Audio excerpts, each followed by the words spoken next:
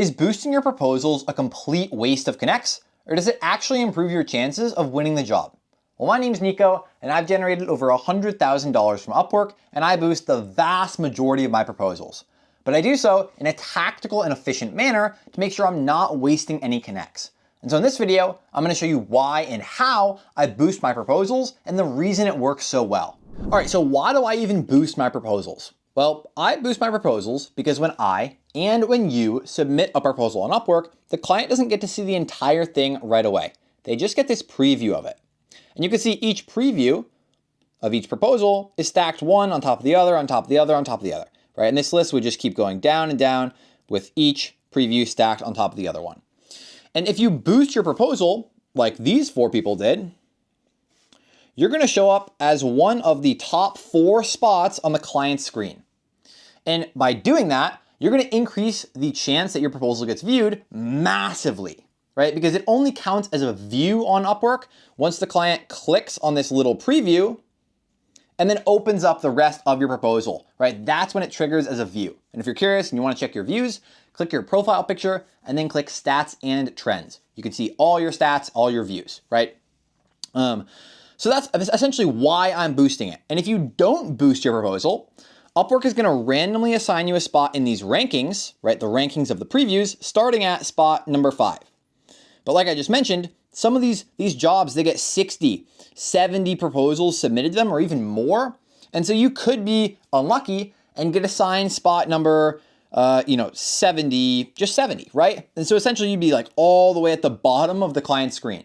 And so as you can probably already imagine, the likelihood that that proposal gets viewed, that's number 70, is a lot lower than even if I am number 4 on the leaderboard and I boosted my proposal, right? And I show up in the 4th spot on the client's screen.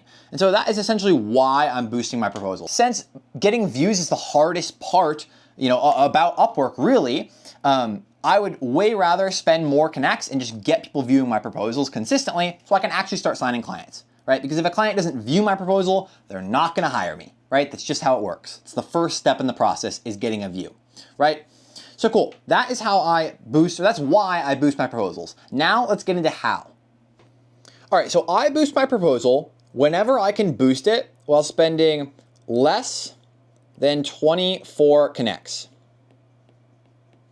And that is pretty much my whole criteria, right? I wanna boost as much as I possibly can because like I just said, it's gonna massively increase the chance that I'm going to get a view on my proposal, right? So whenever I can boost it, I want to, but at the same time, I don't wanna go spending crazy amounts of connects and really just kind of like blowing connects, right? And wasting them, right? So I boost, right? My team and I boost our proposals whenever we can while spending 24 connects or less. Now for context, that ends up being 60 to 70% of the time, right? Now this will change a lot depending on what industry you're in, what niche you're in on Upwork. There are some niches where, it's really, really competitive. Web design, web development are a few of them. And so you might end up seeing that for you would have to spend like 28 connects if you wanted to boost 60% of the time, right? It's gonna be different for everybody, but this is just kind of our, framework for it, right? So that's kind of the criteria, right? That part is pretty simple. There's only one exception. If we have industry experience, right, or some kind of like unique advantage, right? If we have a unique advantage, we will spend more, right? And so like if the job is about, if the job on Upwork is asking for someone to run Facebook ads for their dental practice, and I can't boost 24 connects or less and get on the leaderboard, right? Like you can see here, I can't get on the leaderboard. Then we will spend more than 24 connects because I have industry experience. I've ran Facebook ads for a dental practice, right? And so the reason I'm willing to spend more is because I know if I can get that client to click on my proposal, I have a very, very high likelihood that they send me a message because I have done exactly what they want me to do very well for another company, right? So that's the idea there. So that's kind of the framework, right? Now I want to get into exactly how I'm doing it, right? Like in what scenario do I spend more connects? When am I, like what amount of connects am I boosting in certain scenarios, right? And so I'll walk through that right now. All right, so I want to boost my proposal, like I said, whenever I can while spending 24 connects or less. And if I can get first place, I always want to do that. right? If I'm able to get first place while spending less than, 24 connects or less, I'm always gonna go for first place, right? You should always be trying to get the highest spot you can on this leaderboard. Now, that being said, I wanna make it super, super clear here. There's no difference, like you don't get any added bonus for spending 1 million connects to get first place. If you get first place, you're gonna show up first on the client screen, right? If you get second place, you're gonna show up in the second spot on the client screen. Third place, third, fourth place, fourth. There's no additional benefit to spending a ton of connects and getting first place, right? Now, the only argument that people will have for this is that they say, we wanna make sure that we don't, like nobody boosts ahead of us and knocks us off the leaderboard, right? But there's a way better way to do that, and I'm gonna go over it right now. But the reason I wanted to cover this first is because you're gonna see this very often on Upwork, people spending like 200 connects, 100 connects to boost and get first place, and the vast majority of the time, they're just wasting their connects, right? It's completely a waste, and they just have no idea what they're doing, right? So here's the strategy. I like to boost my proposals, and I like to spend 2 more connects than the person I'm boosting above. So in this scenario, I cannot spend 24 connects or less and get first place, right? This person boosted 65 connects, and you can see down here, it normally costs 17 connects to apply to the job regularly, right? And so this person up top spent a total of 82 connects to apply to the job, right? Way more than 24. Same with second place. They spent 13 connects plus 17 connects, which is 30. So we can't do that either. But third place spent 17 plus 6, which is going to be 23 connects. And so that is less than 24 connects. And so in this scenario, I would boost my proposal a total of, let's see here, 7 connects, right? Because 7 plus 17 equals 24, which is generally our limit.